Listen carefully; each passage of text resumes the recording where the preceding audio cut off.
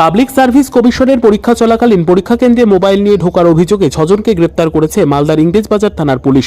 Public service কমিশনের clerkship পদে পরীক্ষা চলছে দুদিন। পুলিশ সূত্রে জানা গিয়েছে, ধৃতদের নাম দেবাশিস প্রামাণিক, বিশাল মণ্ডল, সমৃদ্ধ দাস, আব্দুল তহসিন হোসেন, সেতাবর শেখ ও মোহাম্মদ আমিরুল। ধৃতরা মানিকচক, হবিবপুর, ইংরেজবাজার ও মোথাবাড়ির বাসিন্দা। ধৃতরা মালদার জহরাতলা উচ্চ বিদ্যালয় ও বিভূতিভূষণ উচ্চ বিদ্যালয় থেকে গ্রেপ্তার করেছে।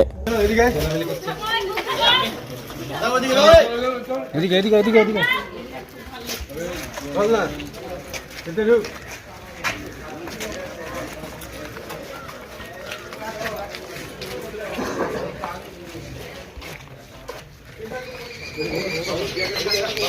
এই এদিকে